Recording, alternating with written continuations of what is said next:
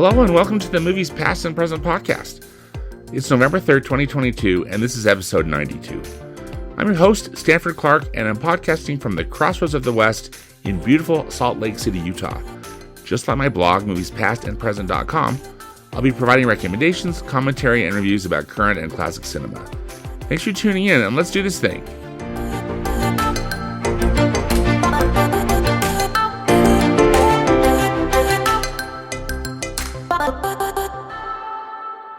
Opening tomorrow in theaters are a couple of dramas. First up is The Banshees of INISHERIN, and I hope I'm saying that correctly. It's from Searchlight Pictures. It's directed by Martin McDonagh, and this movie is set on a remote island off of the west coast of Ireland, and it follows two lifelong friends, Patrick, played by Colin Farrell, and Colm, played by Brendan Gleeson, who find themselves at an impasse when Colm unexpectedly puts an end to their friendship. A stunned Patrick, aided by his sister Siobhan, and I hope I'm saying that right,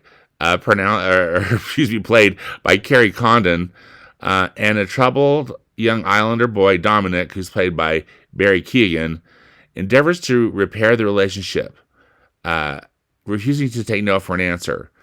But Patrick's repeated efforts only strengthen his former friend's resolve, and when Colm delivers a desperate ultimatum, events swiftly escalate with shocking consequences. The Banshees of Inisherin is rated R by the Motion Picture Association for language throughout, some violent content, and brief graphic nudity. I've seen the trailer for this film. It looks like it's very well acted and well put together. Given the description, it sounds like it's pretty dark, or it goes for a pretty dark place.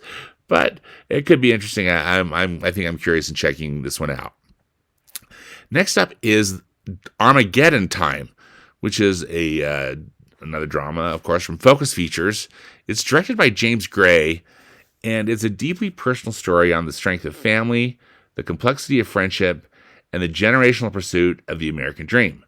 The film features an all-star cast, including Anthony Hopkins, Anne Hathaway, and Jeremy Strong. And from what I understand, in large part, it's about two boys. One is black, and one is white. And as they are kind of easing their way into a complicated friendship, one overly prescribed by their respective races and class backgrounds, and the time and place in which both men live. So, looks like it's a treatise on racism, among other things. But it looks like it looks compelling, and again, it's one I'm interested in checking out too. Armageddon Time is rated R by the Motion Picture Association for language and some drug use involving minors. Then next Friday, November 11th, the next Marvel Studios comic book film is opening up. It's Black Panther: Wakanda Forever, aka Black Panther 2. This film is written and directed by Ryan Coogler, who wrote and directed the first Black Panther film that came out in 2018. As you know, Chadwick Boseman, the actor who played T'Challa, aka Black Panther, tragically died. And he had been sick for a while, and in fact, I think was sick during the filming of the original film, and was able to hide it from everybody. And Ryan Coogler wrote a sequel, just planning that Chadwick Boseman was going to be in it. And after Boseman's tragic death, Ryan Coogler had to, through his grief, kind of sort it out and create a different story. And so hopefully you've seen the trailers for this. It looks like it's going to be solid. We're going to figure out who's going to be the next Black Panther. My guess is that it's Shuri, the little sister, played by Letitia Wright, but that's just a guess. Who knows? But it looks like it's going to be epic, and I've seen some interviews with Ryan Coogler and some of the cast that are out because they're starting to do their press tour for this film. And it sounds like it's a fitting tribute to Chadwick Boseman and to the character of T'Challa, and also a way for them to move forward through their grief and into the next chapter. So I'm looking forward to this film. Going to be seeing it for sure, and I will probably the next episode of this podcast, I will have a review of Black Panther: Wakanda Forever. It's rated PG-13 by the Motion Picture Association for sequences of strong violence, action, and some language. So again, opening tomorrow, November 4th, the Banshees of Inisherin in Armageddon time, and then opening on November 11th is Black Panther: Wakanda Forever.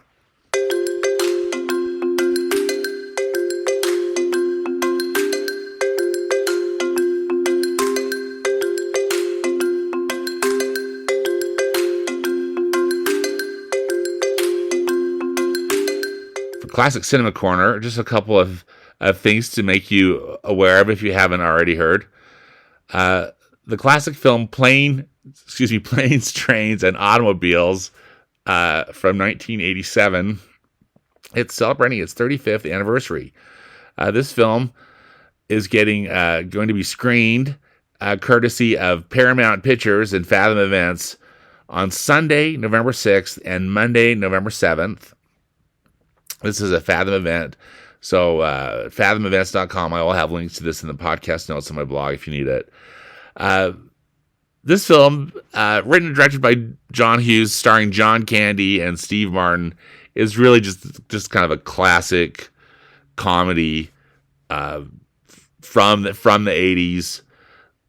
John Hughes just really delivered some great comedies during this time period, and this is definitely one of them.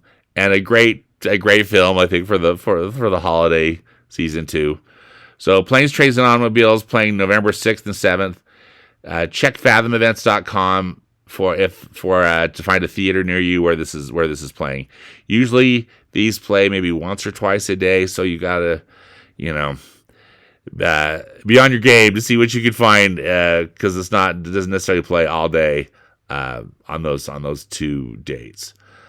Next up is the November entry in the TCM Big Screen Classics series, and TCM is going to be screening the great film To Kill a Mockingbird, which actually is celebrating its 60th anniversary. It came out in 1962. This wonderful drama starring Gregory Peck is an adaptation of the beloved novel, and by Harper Lee, and just an excellent film. So I'm excited to see this on the big screen, and I hope if this is something you're interested in, that you'll be able to get to see it as well. It's again on Sunday, November 13th and Wednesday, November 16th.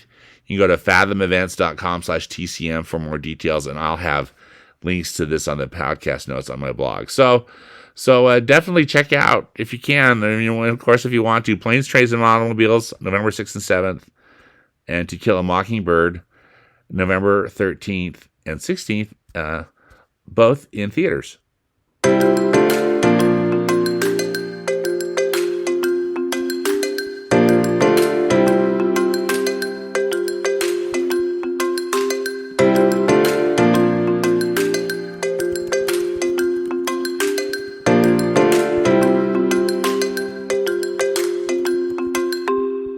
I'm reviving my 3-by segment, which I haven't done for a while.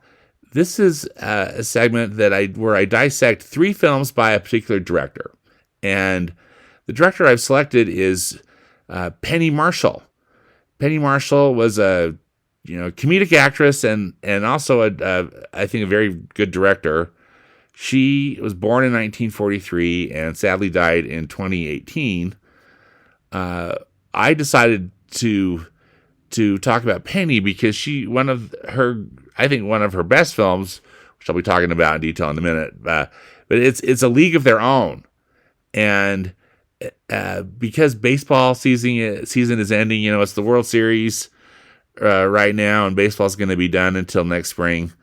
Just made me think of what's one of my favorite baseball movies, and it's definitely A League of Their Own, and then to talk about a couple other movies that I've recently watched that Penny Marshall directed. Just as a bit of trivia, Penny is a sister to the director Gary Marshall, who also is a actor and a director. And anyway, just for what it's worth, I sometimes remember getting confused what their relationship was, their brother and sister. So first up, I want to talk about one of Penny's earlier films, and it's from 1986. It's called Jumpin' Jack Flash, and it's basically I felt like it was a vehicle for Whoopi Goldberg, who was really just emerging as, an actor and an entertainer there in the mid 80s. And this script that's got a pretty good, pedigree. Charles Shire and Nancy Myers get a screenplay credit, as well as David Franzoni and Chris Thompson. But it's this interesting story about a woman who is working at a computer security firm, and I guess technically she works like in security at a bank, if I am remembering it correctly, who is thrust into the world of international espionage after she inadvertently receives a coded message from a British spy. So it's, this kind of this story, this innocent person gets involved with all this crazy espionage. It also stars Stephen Collins, Carol Kane, Annie Potts, and Jonathan Pryce. Well, and John Lovitz is in it too. Phil Hartman. There's got a lot of great, comedians and a really solid cast. Jonathan Pryce plays the British spy that they get involved with. I thought that this movie was okay, but not great. And frankly, I was hoping for something better. It's kind of, these plots can be kind of fun about, an innocent person who gets involved with all this crazy spy stuff, kind of inadvertently and a bit against her will. But and again, I just have to say, and I don't know that I necessarily attribute it to Penny Marshall or to the script or just to the overall execution, but I just really didn't love this film. I was happy to see it because I remember when it came out, and and again, thinking that this was just a real vehicle for Whoopi Goldberg. But anyway, I just thought it was okay. But given the cast, and if you like kind of these 80s comedies, you might want to check it out. Again, that's Jumpin' Jack Flash from 1986. The next film that I watched recently from Penny Marshall was from 1990, and it's called Awakenings. And talk about the very different kind of picture from Jumpin' Jack Flash. She goes from kind of this crazy spy comedy thriller to a really thought-provoking drama about victims of and it's based on a true story, but victims of an encephalitis epidemic that have been catatonic, or that that were really kind of brain dead, but a new drug gets discovered that revives that has the prospect of reviving them. And this film stars Robin Williams as this doctor who is passionate about this and just feeling like he really wants to help these poor people, these people that have been stuck in this catatonic state, to help, awaken them. But then there's a lot of risks involved as well with it, in that, can they stay in this awakened state, or what's going to happen to them, longer term. It's also stars Julie Kavner as as the nurse who's helping Robin Williams, and then Robert De Niro plays the main, I guess, quote unquote, patient who gets awakened from the drug. It's a fascinating film, very well acted, tragic, and kind of a tearjerker, really. Yeah. But I just thought Penny Marshall showed such a deft touch with this type of film, which again was just so different from the craziness of Jumping Jack Flash. This had just a lot of depth and a very compelling drama. So I'd actually recommend Awakenings if you're ready for something that's sad but just an excellent film. Then we get to the third film that I want to talk about in her filmography here with this 3x. And so this was made in 1992, so a couple years after Awakenings. But and then the one I brought up, it's A League of Their Own. So just the great baseball movie. It's got it's based on true events with a lot of kind of different caricatures or types thrown in. Although I think that they did a good job about just giving you the sense of what this experience was like.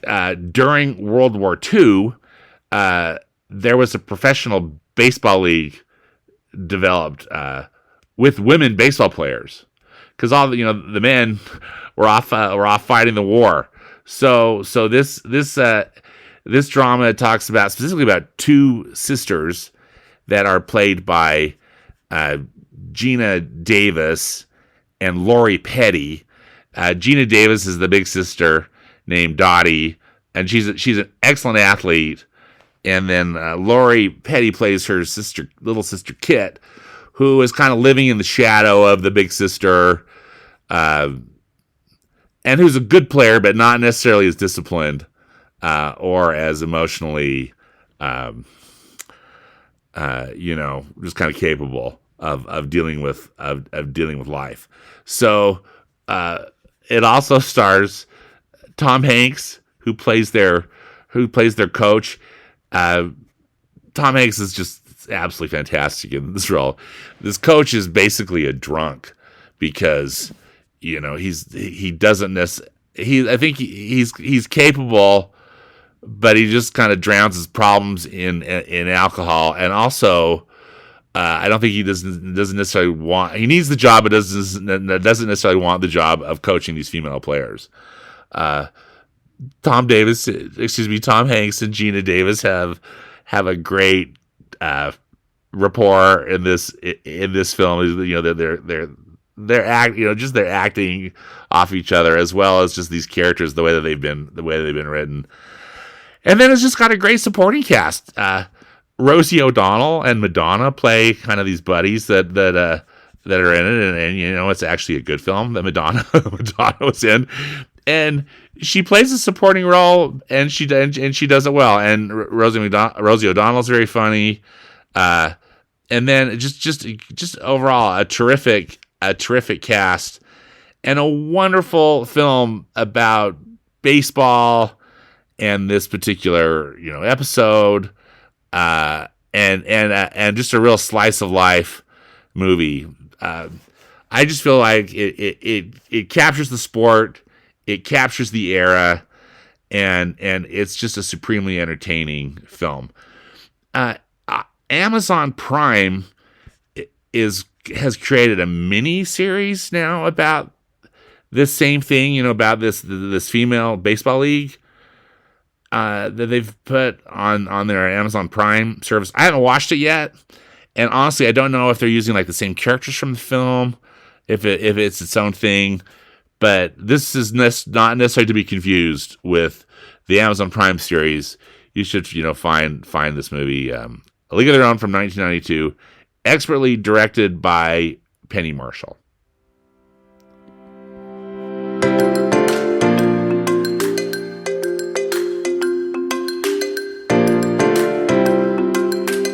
Well, that does it for this episode of the Movies Past and Present podcast.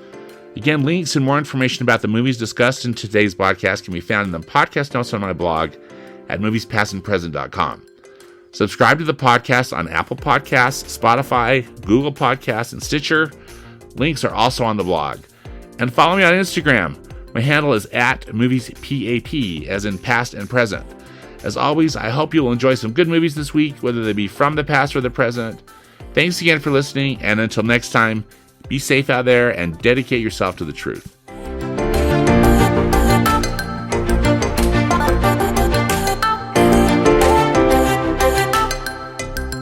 Bye.